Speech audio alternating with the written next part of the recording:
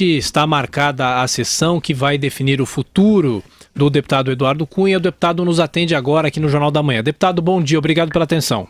Bom dia a todos vocês, ouvintes da Rádio Jovem Pan, prazer enorme estar com vocês. Prazer é nosso. Deputado, o senhor estará lá no Congresso Nacional, qual vai ser o tom da sua fala na Câmara? Bom, em primeiro lugar, o meu advogado falará sobre a defesa técnica e eu falarei sobre a defesa política que tem que ser feita no processo. Não há tom. O tom, na verdade, é o seguinte: eu estou sendo julgado por supostamente ter mentido a uma CPI da Petrobras, entre várias perguntas onde eu compareci de forma espontânea. Na verdade, eu instalei aquela CPI da Petrobras como presidente, tinham mais de 40 parlamentares sobre investigação, eu fui o único que lá compareci de forma espontânea, sem estar sob qualquer tipo de juramento, e num conjunto de perguntas me fizeram aleatoriamente uma pergunta se eu tinha conta no exterior, e eu disse que todas as minhas contas eram as que estão declaradas no meu imposto de renda. Isso não foi objeto político de uma tentativa de tentar dizer que eu menti e que quebrei o decoro. E a partir daí se começou todo esse processo. Quando na realidade eu não menti, não existe conta no exterior em meu nome, ninguém pode chegar num banco onde você não tem conta, sacar o dinheiro, pegar um talão de cheque ou ter um cartão, qualquer coisa dessa natureza. É como se você chegasse agora, fosse em qualquer banco aí da esquina e dissesse: eu quero sacar dinheiro, ter um talão de cheque de uma conta tal, que não é uma conta que está em seu nome.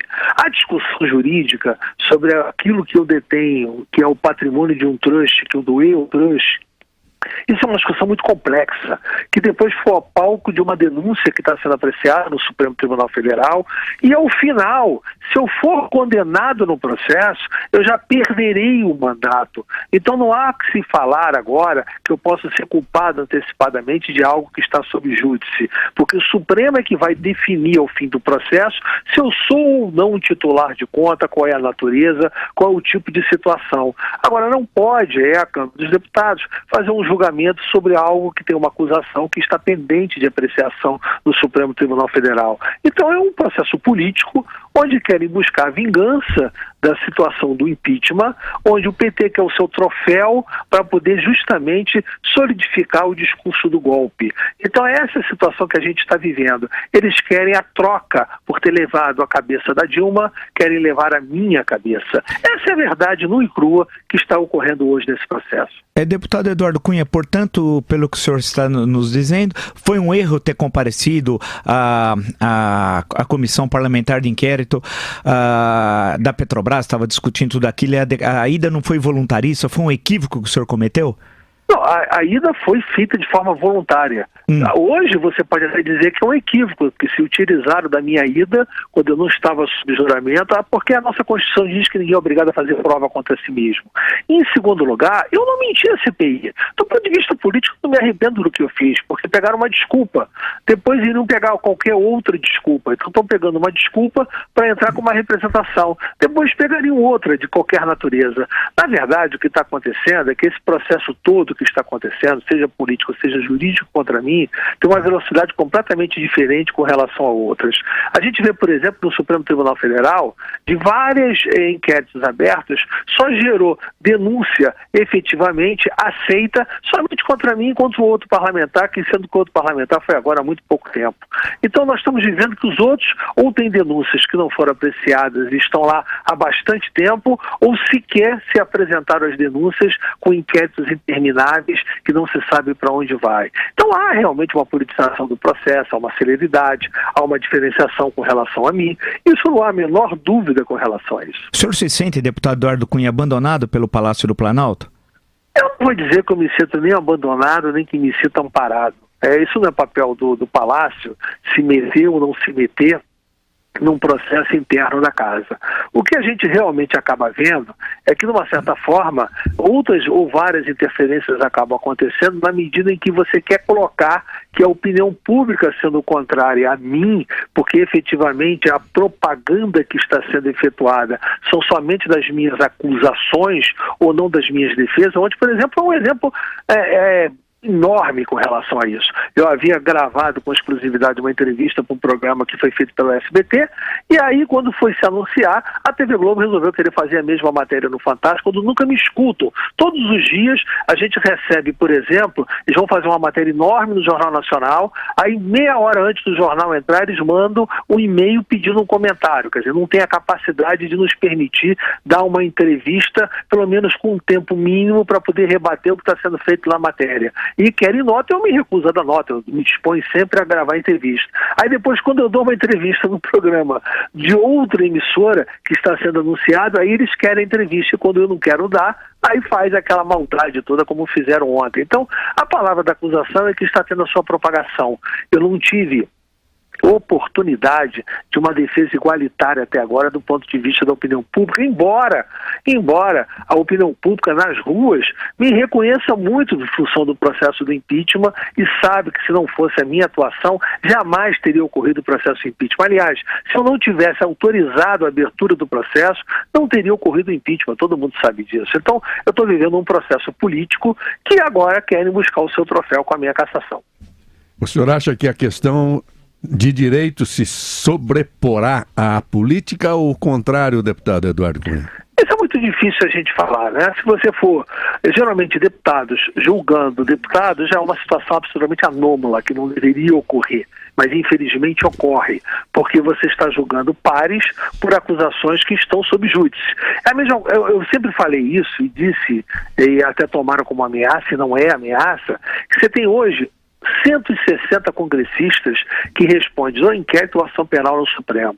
Você imagine você pegar cada acusação, que para ter um inquérito aberto ou para ter um processo aberto, existe uma acusação.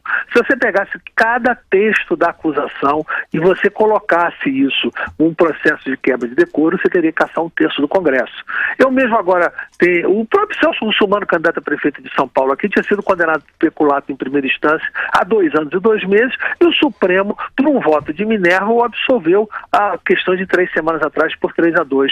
Imagine se tivesse entrado com o processo de cassação do Celso Russomano e o tivesse cassado pela acusação de peculato.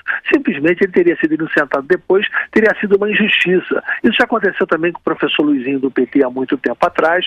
Eu vejo, por exemplo, tem uma parlamentar de Tocantins que está com um julgamento pendente, empatado em 2-2 numa turma do Supremo, e ela condenada pelo voto do relator a 10 anos e 8 meses de prisão.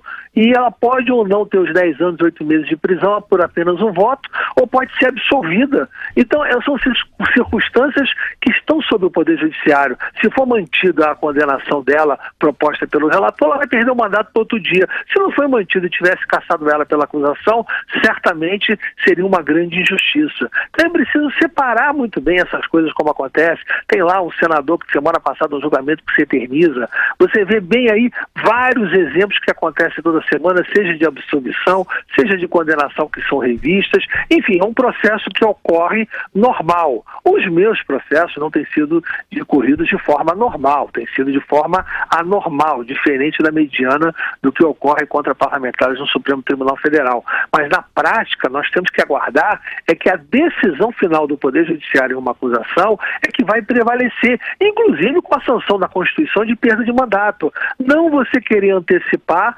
Imagine só se por acaso eu for cassado hoje pela acusação da conta, sim, e for absolvido pela Justiça ao fim.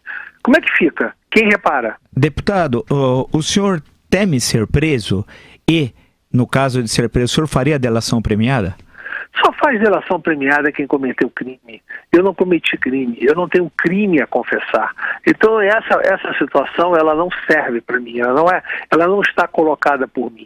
Então, efetivamente, essa não está na minha agenda. O senhor disse que vai escrever um livro sobre o impeachment, né? Vou. O que o senhor pode... há uma história do impeachment oculta, não conhecida de nós brasileiros? O que o senhor sabe que a gente não sabe? Bom, isso aí o livro vai dizer. Se eu for te contar toda a história, aí não tem graça no livro, né? Sim. Mas o senhor pretende escrever um livro mesmo? Isso é um compromisso que o senhor está assumindo? Eu vou escrever um livro, é um compromisso, e contarei todos os detalhes, todas as conversas e articulações à vida com relação ao impeachment. Não ficará um detalhe do qual até o momento que eu participei, obviamente, depois eu não fui partícipe dos fatos na medida que depois que o processo foi aberto e foi para o Senado Federal. Mas até a essa etapa eu sou o partícipe principal. E certamente todos os detalhes se tornarão públicos de forma cronológica, com correção, para evitar qualquer tipo de problema.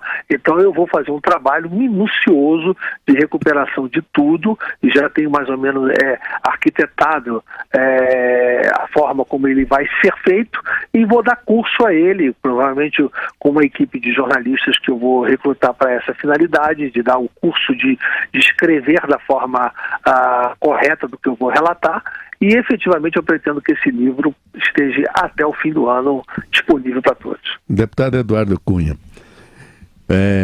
ninguém neste país conhece mais o parlamento brasileiro do que o senhor. E o senhor sabe que é um processo político, e o senhor teve tempo, o seu processo acho que é o mais demorado da história. Não, o mais demorado foi do Nereia. Ah, é? Então, mas mesmo assim foi longo. A pergunta é, o senhor ganha o jogo, o senhor teve tempo inclusive de se dirigir a cada um dos seus pares e saber qual é o resultado antecipadamente? O senhor vai para a guerra e vai ganhar?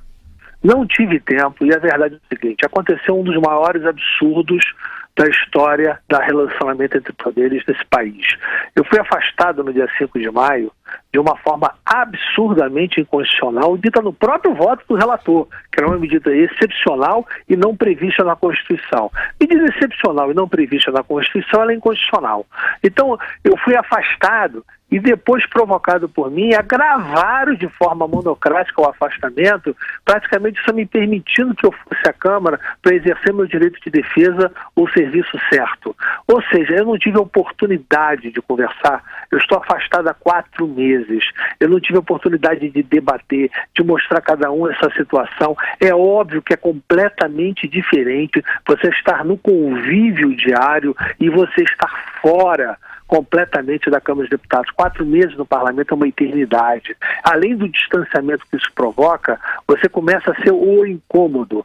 Então, na verdade, aquilo me obrigou a ter que renunciar à presidência da Câmara em seguida, porque nós tivemos aquela interinidade que todos viram no que deu, e eu mesmo não estava suportando aquela interinidade, dos problemas que estavam provocando para o país, porque não tinha comando mais a casa, então para permitir que a casa escolhesse um novo presidente que pudesse conduzir, já que o Supremo sequer até hoje publicou o acórdão daquele afastamento para permitir que eu pudesse recorrer. Então nós estamos vivendo uma situação inusitada. Houve uma intervenção entre poderes e eu fui afastado. É completamente diferente se tivesse me afastado da presidência e tivesse me mantido no exercício de mandato de deputado com livre trânsito e poder ter condições de conversar. Então fizeram isso e isso ficou desigual. Eu não pude exercitar meu direito de defesa perante meus pares. E se o processo foi longo, ele não foi longo por minha culpa. Ele foi longo porque quiseram se aproveitar da mídia do processo e erravam propositalmente. E cada vez que eu buscava exercer o meu direito de defesa, eu estava fazendo manobra. Quando escolheram um relator que não poderia sequer ter participado do sorteio, e quando o relator foi retirado virou manobra minha. Depois fazem uma votação que não tem pedido de vistas, que é regimental na Câmara, aí anula a votação, é manobra minha. Se coincide isso com o recesso parlamentar e atrasa em 2 meses, também foi manobra minha. Depois faz a votação da admissibilidade do meu processo, exclui parte da acusação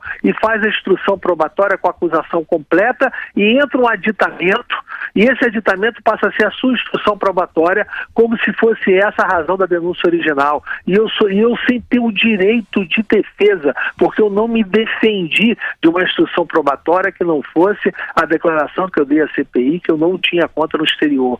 Então isso foi todo um processo muito desigual, feito para tentar obter o apoio da mídia, feito para aqueles parlamentares, são parlamentares obscuros, que jamais tiveram uma participação na mídia, poder estar todo dia dando entrevista. Então eu estou sendo vítima de um processo político que todos sabem que tem uma campanha orquestrada, o que é só você pegar a diferença de tratamento que se dá a determinados veículos de comunicações, alguns corretos, como vocês estão dando espaço, estão me procurando e me pedindo para falar de uma forma correta, e outros que sequer me dão o direito de aparecer, mas no entanto fazem campanha, constrangem, ficam atrás dos parlamentares, cobrando a sua presença, cobrando o seu voto, enfim, há uma campanha cujo fim tem que ser o meu extermínio político. Essa é a realidade que a gente está vivendo.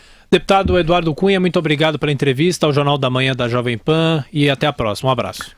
Um abraço.